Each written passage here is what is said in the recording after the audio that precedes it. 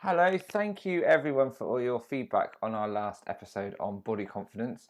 It really seemed to resonate with a lot of you, and we're glad that you found it really useful. Do keep sharing your feedback on our episodes and give us lots of comments and inspiration for future ideas of what you want us to cover and what you need help with when planning your wedding. Today we're back talking to another fantastic wedding supplier. Martin Fox Roberts, known as the Foxy Celebrant, is, as the name suggests, a wonderful celebrant who also works as a British Sign Language interpreter and does a little bit of drag as well. So there's lots of strings to Martin's bow. So we talk all things inclusion when it comes to both the deaf community and the LGBTQ community, how to work with vendors to make sure they make adaptations to make your day truly accessible to you and your guests. And we have a good old chinwag and catch up. Sadly, Heidi wasn't available for this chat, so we're just going to have to get Martin back at another time and have a part two. But Martin shares so much wisdom and warmth, and we're super grateful that he took the time to talk to us, and we know you're going to love this episode. So let's get on with it.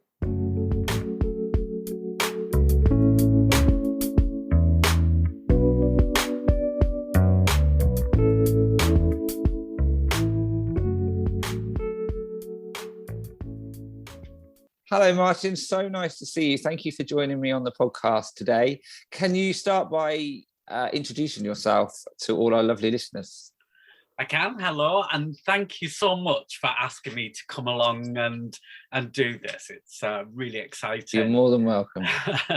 So, yeah, my name is Martin Fox Roberts, and I am a independent modern celebrant. How long have you been an independent celebrant?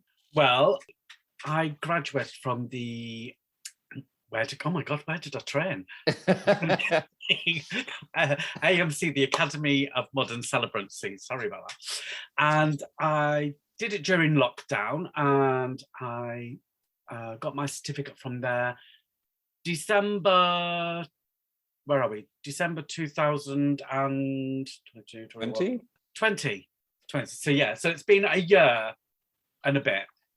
Excellent. But you're already making waves, because I was saying to you before we recorded, I noticed your social media and it's nice and vibrant, and you do stand out from lots of other wedding accounts, which is brilliant. Yeah. So what were you doing, or what are you doing alongside your celebrancy work? What else do you bring to the table? Yeah, so it's interesting. I've oh my God, I'm gonna go off on one now. So stop me if I do go on. No, you're fine. You're good. But yeah, so originally I trained as in theatre as a performer, and part of that training they drummed into us that we had to be multi-skilled and multi-talented, because when you get out there in the world, you can't just keep going for one job and be getting work, because you won't get it. So you've got to armour yourself with skills, and I've really carried that with me throughout my life. Okay. I've had my own businesses in theatre promotions. That was all because I've got, as you can tell, I've ade this Northeast accent. So I'm from the Northeast, from a gorgeous little town called Darlington. Pulled a face then, but anyway, and moved down to London to be with my current husband. That sounds like you're planning to have another one soon. Are you moving on from your from my current husband? He won't be permanent. Oh, current husband. Oh yeah. Well, we'll see. We'll see. I'll tell you. But my hubby Neil, he's deaf, and so BSL, British Sign Language, is the first language at home. Okay. And when I met him, I didn't know any sign language whatsoever. So I got a job in London as a theatre manager, and I was going to evening classes to learn sign language. Did all of that, and then somebody said to me, basically, why don't you go and be an interpreter, go and do a postgrad? So I did that and really enjoyed it. And then at the end of doing the postgrad, it was, oh my God, I'm now, an interpreter. I can have a change of career. So That's what I did. So in 2008, I graduated with a postgrad in interpreting and started to work as a British Sign Language interpreter. So yeah, so I've been doing that. And then I was kind of like, oh, I want to be doing something else, you know, getting itchy feet. I want to learn a new skill. I want to do something else on top of that. So because it's quite stressful, and as an interpreter as well, you have to be impartial. You're not allowed to have any kind of leakage of course, opinions or anything like that. So I felt I was keeping a lot in. So I want a little bit of zen in my life. So I went and trained to be a masseur, an holistic massage therapist. So I did that. So I started to do that on the side, bit of pocket money. And then I wasn't truly satisfied and I wanted a way of expressing myself. So doing all of these jobs where I'm not allowed an opinion, I'm not really allowed to say anything. You know, you've got strict boundaries and stuff. So, and you carry a lot of that, it's called vicarious trauma. So if you're doing a job which is quite emotional or quite traumatic, you come away with that trauma inside you, but you can't do anything with it. Whereas other people get offered talking therapies or other kinds of of course. Nobody really thinks about the interpreter and just sends them on the way, signs the form saying thank you very much, bye-bye. So I was like, oh my God, I need to get creative. I need to, you know, get all of this out of me kind of thing. Yeah. So I went into drag.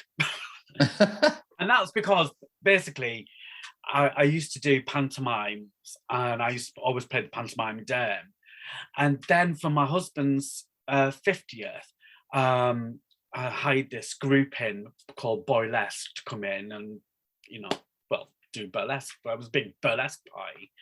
And they said to me, why don't you do something as well? And I was like, oh my God, well, I'm not going to strip. I'm not going to have like pasties on my nipples and strip. Everyone will just run away. And so I said, oh, they said, why don't you do drag? So I was like, oh yeah, all right then. Well, if I'm going to do drag, I better do it properly. So I got a costume, I got an expensive wig, got all the makeup, and and it was great, and I loved it. And then one of the friends from that evening said, oh, there's this competition going on. You should go for it. And it was, oh my God, which one was it? It was either Pride's Got Talent or Drag Idol. Drag Idol, I think it was. So I did that. And from there, I did another course in drag with the fabulous Michael Twaits. Look him up. He's amazing. At the end of that, did a showcase and then started getting bookings for drag. Wow. Well, I was doing my interpreting, my massage, and my drag. And yeah, so I've been doing all of that. And then through lockdown, as many of us were put in that boat, or we're not quite sure what's going to happen to our jobs, not quite sure of the sustainability of it, where it's going to go. So I just sat down and I just thought, oh, look, fortunately I was all right because it kind of, the interpreting work was okay, like doing it remotely from home. Okay. But still that anxiety of, you know, how secure is this work? And I thought, I need another skill. I need something else. Because the massage has stopped, the performing has stopped. So I was thinking, oh gosh, I need something else. Where's the money? And this might sound a bit morbid and you might sort of raise an eyebrow at this. But I thought there's three things in life that always happen. And that's births, deaths, and marriages. Very true. Marriages ain't happening at the minute. Nobody's going to let me near a birth. So let's have a look at death. Let's have a look at funerals. So it was weird because I was having these thoughts and I was flicking through Facebook, and I don't believe I'd done any research on Google yet, so it wasn't an algorithm or anything, but celebrancy came up on a Facebook ad. And I thought, oh my God, I could do that. And I could be a funeral celebrant. So I did some research and contacted a few training providers, and each one said, we would recommend that you do weddings first. Okay. Because it's positive, it's all about love, you get the structure, of a ceremony and everything. And then you could have a look at funerals afterwards. I look back in hindsight now, and if I'd gone and said, I want to do weddings, I would have said, well, do funerals first and weddings later. I've been a bit cynical there, but anyway.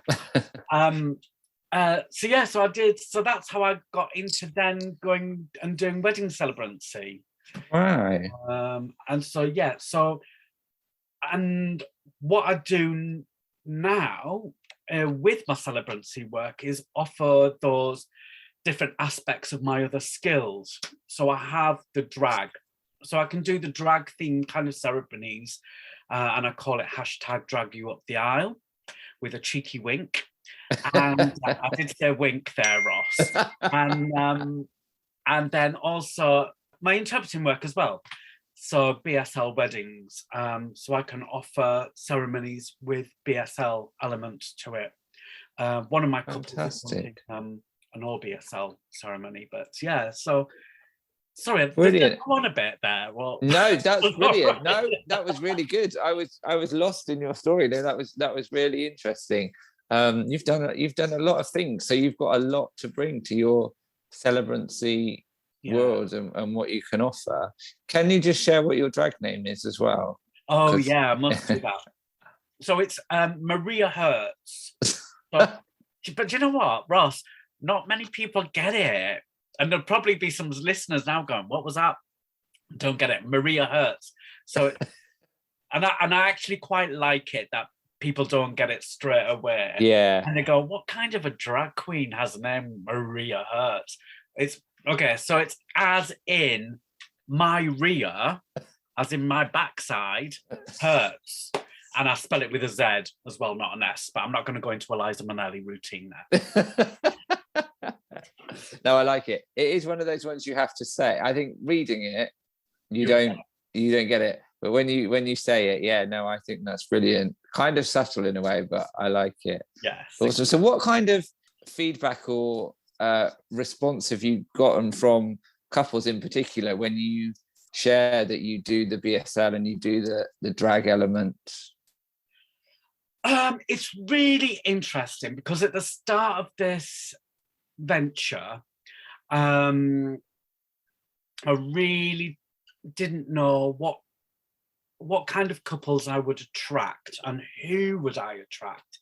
And of course, everybody goes in to this kind of work saying, oh, well, I want to attract everyone and, whoever comes to me. But I've always been encouraged to think about who my niche couples are. Yeah. What is my niche? And I've might sound funny, I've kind of struggled with that because I wanted to be appealing to everyone. Well, I always think I am appealing to anyone, but I'm wrong. But the kind of reactions that I've been getting am I surprised? I don't know. I think I'm probably surprised that I'm just getting couples, actually. But I'm getting a real mixture. Okay, that's nice. I'm getting couples from the LGBTQI AI community who identify as queer, and but they're not necessarily booking me as Maria Hertz and Drag You Up the Aisle. They're booking me just as the #Foxy Celebrant. I've got to get that one in there as well. That's of course. Martin. And I'm also getting inquiries and a couple of couples who are from the deaf community who want me to either do a ceremony in full British Sign Language without interpreters, or there's another couple who want me to not necessarily do everything in sign, and they're going to have interpreters as well, but it just helps in that dynamic and that relationship that I have with them that I can sign. When those couples come to you, is there a sense of relief that they found somebody with those skills, or has there been any? Have they sort of shared any frustration whilst they're planning that you know, they're maybe as a deaf couple, they've had sort of boundaries or extra hurdles to overcome? Yeah, I mean, some couples some couples who are deaf are used to using interpreters on a day-to-day basis. Okay. And so to then be able to have a consultation in their first language, or even to have the actual ceremony in their first language is a kind of a relief in a way. Yeah. But they still have to think about interpreters because they'll still have hearing friends or hearing family members as well. Of course. So we've got to think about logistically how we would do that. And also, oh God, what was I going to say? I was lost. I was going on to something then, and I forgot what I was going to say. Sorry, that's me. I cut you up. No, it happens quite often. Oh yeah. Don't worry. We'll come back. But obviously you've also got going back, you said your husband is deaf, is that correct? Yeah. So you said that's your first language in your house. Yeah. So it's obviously more than a job or a skill set to you. That's part of your life and part of your relationship. So do you think that has helped as well? It's interesting because it's something that I wanted to keep separate. Okay. Because it is my whole life. Yeah. It's and it was the same for drag. When I was doing drag, I wanted to keep the sign language separate and the interpreting separate from that. I think it's oh gosh, what's the saying? Is it keep church and parliament separate or something? Oh, okay. And it's a kind of similar kind of thing. It's but it hasn't happened like that. And even how hard I've tried, especially during but with my drag stuff, I'm getting work as drag interpreting now. And I'll only do it if it's right and proper.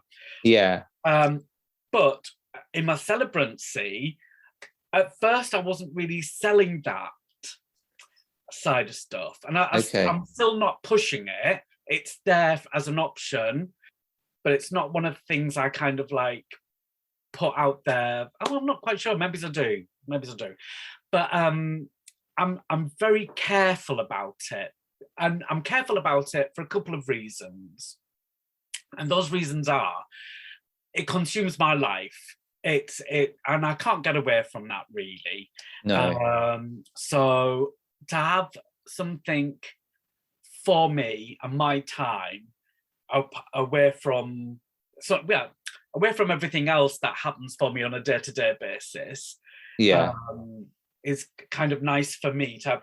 I'm not explaining myself very well. No, don't worry. No, you're right. You're absolutely honest, fine. I know what you mean. You want to. I think with everyone in the wedding industry that's passionate about what they do, they put a lot of themselves into it, and people buy from people. And I think also when you've done jobs like you have with interpreting, and I used to work with children with special needs, you put a lot of yourself into something, and that makes you want to keep something for yourself as well, and preserve part of you. But at the same time, because it's all part of you, it ends up becoming part of everything you do, however much you want to keep something for yourself. Thanks for saying that. That's exactly what I wanted to say. Thank you. No, I get it. I do get it. But also, Ross, there's a more kind of political side of it as well, which I'm very aware of in every aspect of my work, and that is cultural appropriation. Okay, yes. So when I say that, what I mean is taking work away from other deaf people. Right, of course. And they seem to be benefiting from that work. So I wanted to, I had a little bit of a dilemma with myself saying, should I do this? Should I say that I'm doing BSL for ceremonies? But it was like, because I believe that on a certain level, there needs to be a level of awareness raised. And if I'm not doing it, then that awareness isn't there and isn't there within this profession. And what I would love to see is for deaf people to train as celebrants and feel that they can have access to those training providers to be able to do the course. And there isn't any reason why they shouldn't. There is a kind of an expense to make their courses accessible and make some reasonable adjustments, i.e. booking an interpreter or whatever the person's needs are, is having that conversation. But I want deaf people to be able to feel, and BSL users to feel, oh gosh, right, I could do that, and then I could take a step back and focus on the other aspects of my work. But I really want to make it clear that I don't want to be seen that I'm there promoting BSL and I'm the only one. I want to see this as I totally get it. for people. Well, I think I totally understand that, and I even think with inclusion in all aspects of the wedding industry, it can be a hard sort of political line to get right. Even, with LGBTQ inclusion, I do a lot of same-sex and LGBTQ weddings, which I love doing. I don't do them exclusively because I like working like you. There's lots of couples that want to work with me and that I want to work with, so I don't feel I should have to just put myself in that box. Yeah. And it's great that so many other photographers are learning to be inclusive, and I'm a bit like you in that I think it's great, and that I want couples to be seen and to have a whole choice of suppliers that know the right language to use or know the nuances of posing and things like that. But also there's an element of, this is something that I can relate to these couples. And then I don't mean this this sounds really resentful, and I don't mean it. Yeah. But then loads of straight photographers now are, getting lots of bookings from LGBTQ couples. I'm a bit like, I'm great you've got the choice, but also I'm part of that community. So I can see where you're coming from, where you're trying not to sort of speak on behalf or take work away from the deaf community, but also it's a tricky one to navigate, I think, isn't it? It is, yeah. And for me, it really is, because the celebrancy work as well is still kind of, it's been going on for God knows how many years, but it's still quite new to a lot of people, and a lot of people don't know about it. No, that's true. And for deaf people they don't have that incidental learning that hearing people do. So they're all deaf people are always on that back foot and always seem to be catching up with information. So it's making sure that they're aware that there is an opportunity out there for them to maybe become part of the celebrancy community as well, and to offer ceremonies to, well, whoever they feel their niche customers are. But I completely agree with what you've just said as well. There's a little bit of me that sometimes when I see, and it's really hard not to judge, but when you see other people offering services specializing in the LGBT community, and I just think, are you? Yeah, I know. And I always think, why? and it's great to have allyship, and it's great to have choice. But as a member of that community, you feel a bit. Yeah, it's a funny one. I think there's obviously a little, I don't know. It's interesting. I'm glad you can understand that and relate to it. I get that somebody might say, oh, it sounds like they can't win because they're trying to be inclusive, and then you don't.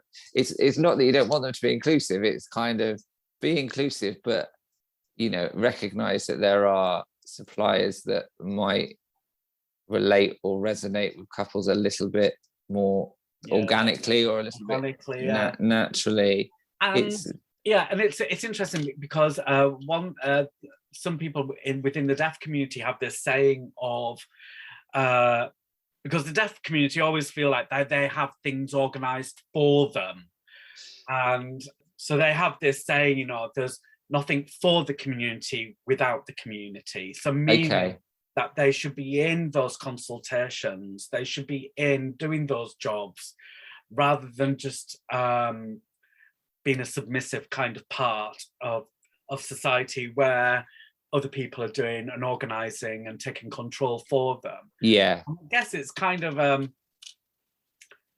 yeah, it's difficult, and I've never spoken openly about this before, so I'm feeling a bit like, I haven't tested my sort of like... Well, I appreciate it, and you've not said anything controversial, so don't worry, you're not going to be lampooned or anything. I do. Then for you, I suppose, I don't want to talk about your personal relationship too much, but I'm an open book. But yeah, you, although you're not deaf yourself, you're in a relation, so you're probably more part of that community than, say, someone who just does it for a living, aren't you? Because it's part of your everyday life. Does that make sense? Oh, absolutely, yeah. And there's a kind of like, so I call myself a SODA, which SODA, which is a spouse of a deaf adult, and I've done that a bit tongue in cheek, but I'll explain why. In deaf community, some interpreters are from deaf families, so their parents are deaf, and deaf parents who have hearing children, their children are called coders, children of deaf adults. Okay. And so what coders can bring to the interpreting profession, or any other profession, is something very different to what I can. Okay. With my life experience, as opposed to then somebody who isn't had a family who's deaf, who's come into, say, the interpreting profession, just want it out of an interest of learning sign language. So has had no kind of previous cultural or lifestyle, or that has been their first language. So I don't want to use the word ranking, but I just have. But there's different levels. That's what I should sort of a hierarchy, sort of almost. Yeah. And it's, I mean, not all not a hierarchy, but sort of different experience. Yeah. We all bring something different to it, and how were we talking about that? Because I was talking about that you're not just what, it's not just your job, is it? It's your everyday life. Yeah. So there's a lot of so I bring another level of awareness, empathy, understanding to stuff. Yeah. Which must, I think, again, it's almost another level of reassurance for couples, isn't it? A little bit that you get it, or you must have experienced things with your partner, or face things with your partner, that you're not just there to take, get paid and then go home. It's a bit deeper for you. Which, absolutely, yeah. So with regards to weddings specifically, is there certain aspects of the day or certain traditions that instantly or tend to be a barrier to deaf people, or makes planning a wedding a little bit trickier? Yeah, I mean, so everything. So even contacting suppliers,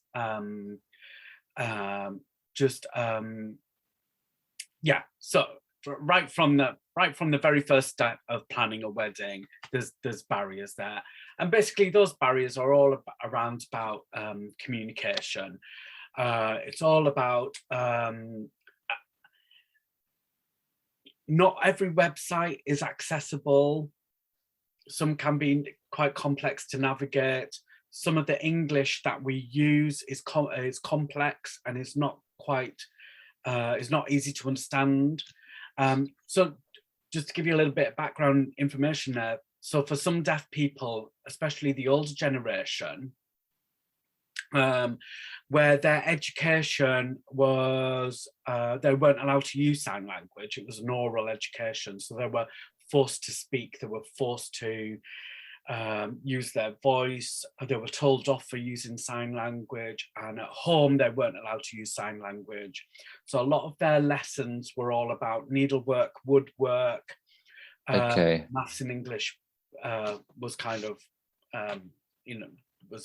didn't really happen. So a lot of people struggle with English, written English. Right. Okay. Now, other people who understand English, I'm talking about deaf people who understand English, might have difficulties understanding the concept of what's written.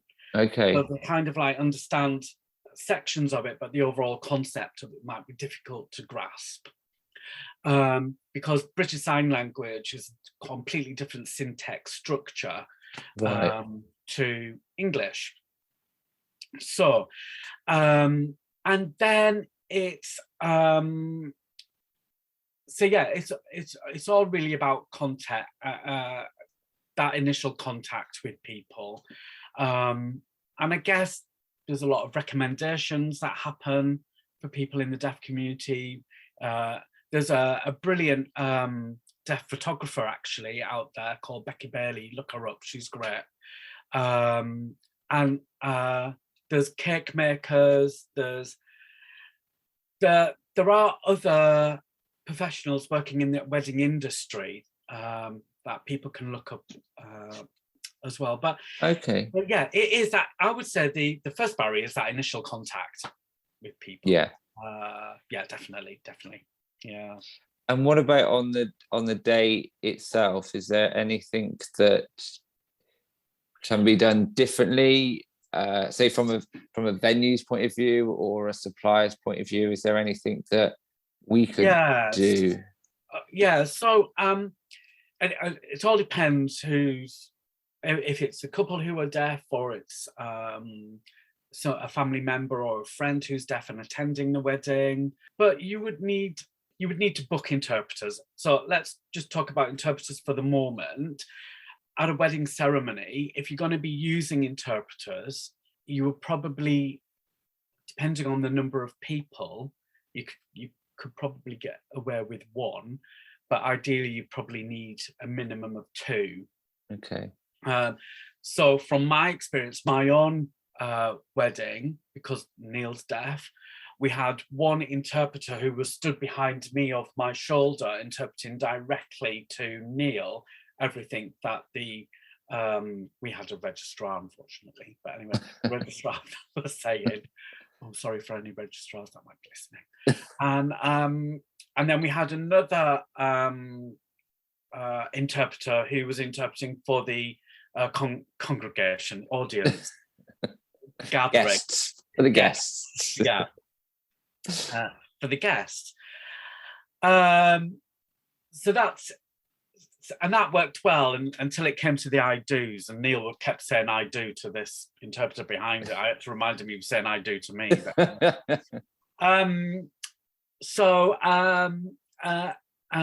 Just trying to think of another setup where maybe the couple isn't deaf or doesn't use sign language, and it's probably a family member or a relative or friend. Yeah. Then you would just need one for the guests there at the front. Yeah. And again, it depends on the setup. It depends on the venue, and what I would really, if you can, I would try and do away with the end-on kind of setup, that kind of theatre style setup where there's a couple at the front and all the seats are in rows going back. Because that isn't accessible at all. And I would try and maybe look at a horseshoe configuration, or perhaps in a circle, something like that, with a couple in the middle or at the end of that horseshoe. That works well as well, because then guests, if there are other deaf or BSL users sat around, they can all talk to each other easily as well. So yeah, and then what we did for our wedding is Neil and I made a little video of basic signs. Oh, that's a good idea. So which we sent out to the venue. So all of our suppliers, we sent out to the venues and the wedding planner, and so they were able to use basic signs to guests and to Neil as well, and to the waiting staff as well when it came round, and saying if you want a coffee or a top up, or if you were having the pork or the vegetarian or whatever it was, can't even remember. Oh my god. So yeah, so that's what I would say about it's those little. I always say with weddings, like there's so many traditional elements of a wedding that you take for granted, that you think it has to be a certain way, or it just happens a certain way. And just in general, people don't realize that they don't have to do things a certain way, but particularly to make things more inclusive and accessible, to start thinking about, how having a horseshoe instead of theatre style, and just sending out a simple video and being able to communicate with waiters and staff. That's huge, and they're not big, heavy, time consuming tasks at all, is it? It's just little things that will have a huge impact on the couple and their guests when they get married. Yeah. So I think. And then the other thing I would say as well is have maybe have the script, or maybe have poems or readings in print. So if anybody wants that as well, they can have that, so they can follow. So if they can't quite see the interpreter, or maybe if they're not a BSL user, they still identify as deaf but not a BSL user, they can have that script there as well, so they can sort of pick up any kind of level of hearing and match that up to what the words are, or lip patterns. And then what was the other thing I was going to say? I told you, Ross, I keep forgetting. I keep going. That's all right. What's the other thing I was going to say? I'll come back to me. And apart from that, would you say your wedding was pretty much looked and felt like any other wedding that you'd been to before? Did it feel different? Did anyone comment that it was especially different? No, because it's usually people who know that there's going to be an interpreter there, or know that there's going to be people there. So it's kind of expected. So yeah, it's kind of expected. Yeah, I suppose it's letting sort of suppliers know that there are things that they can do that's going to make a big difference, without them assuming people from the deaf community are going to want a totally different wedding to everybody else, isn't it? It's that balance of they want what everyone else is, but in order to have that, these extra steps are gonna mean that they experience it in the best way possible. Yeah, exactly. Yeah, it's true. And it's just being more visual. It's just it can be very visual. So it's more and more so. I think the visuals are a huge aspect of weddings, more and more, aren't they? The styling and everything. Yeah, and even like just going back to our little video clip for that we did, for the photographer that we had, that was great, because we obviously had deaf family members and friends at ours as well. So the photographer was able to just use some of those basic signs as well. And, especially when we were doing all of the photos, the photo group sessions and stuff. So it was really lovely. And it just means that people feel that they have that connection. And it's, brilliant. Well, I always used to, since Heidi come along, she has other ideas, but now it's just me. I can go back to how I used to do it. So I used to end all my interviews asking, especially if my guest is married themselves, any tips or advice they would give in hindsight, having planned and been to a wedding. Is there anything you would say was not a waste of time, but you wish you'd spent less time worrying about certain aspects, or you wish there was something you did that you didn't do? Is there anything you would say to people planning a wedding? I don't know. Have we really come to the end of the interview?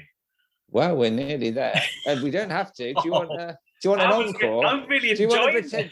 this. Do you want to go off and then pretend it's the end, and then I'll clap you back? I think we should. We'll end, but I think we should have a part 2. We can have a part 2. There's always time for a part 2. Back for a part 2. Look at me selling myself. So what tips would I have? That's really difficult, isn't it? I would just tell couples, just remember you've got choice, and this really is your day, it's your ceremony. So don't feel pressured by anybody to have things a certain way. Think about your needs, but also think about the needs of your guests, your family and your friends. And I would also I always ask my couples, what is the most important part of their day, or what is the most important part of their ceremony that they want to take away with them or remember? Everything else will happen, but what is the one thing that is really important to them, and focus on that. And then another thing I would say as well is, don't get too pissed on your day. You forget everything, because that's something else that I did. It was, I got so, I couldn't remember anything. And I'm so grateful that, and that's another thing that I do say as well, is look at having a good photographer or videographer, because they're going to capture everything, all those memories that you can't remember. That's good. That's a good shout. Yeah, and I like the idea of considering your needs and your guest needs. It's a nice way of phrasing that, because, like you say, you shouldn't feel pressure from other people to do something you don't want to do. So if you think of it as meeting your guests' needs rather than meeting their demands or their wants, I think that's a nice way of finding that balance, isn't it? Definitely. It is. And I still think that there's either venues out there or some suppliers out there that said this, like what you said before, Ross, it's like, this is the way things are done and this is how we do it. Actually, no, let's not do it that way. Let's throw away the rule book. This is my day and this is how I want it to be done, because I know that doing it that way is either going to make it accessible, well, not either, it's going to make it accessible and more enjoyable, not just for the couple, but also for guests as well. So yeah. Absolutely. Perfect. So before we go, tell everyone how they can find and follow you and keep up to date with all your goings on. Brilliant. So my Instagram is proudfox_ceremonies. And my website is www.proudfoxceremonies.com. And I'm also on Facebook, Proud Fox Ceremonies. I don't use Twitter so much, but I am on there as Proud Fox. Proud Fox CMS. Okay. A bit dodgy. See my pen. Yeah. And you've also, and you'll remind everyone of your hashtags. Oh, my hashtags are the Foxy Celebrant. Hashtag Foxy Celebrant. The Foxy Celebrant. Hashtag drag you up the aisle. Wink, wink. And BSL weddings. Lovely. Thank you so much for your time. I've really enjoyed it and I've learned a lot as well. So we will have you back. We'll get Heidi back for the next one and we can all have a good old chat and a catch up. I'm going to go away now thinking, I should have mentioned that. I should have said that and I should have included that. You've given us loads and loads of food for thought. So thank you so much and enjoy the rest of your evening, Martin. Take care. You as well. Take care. Bye. Bye.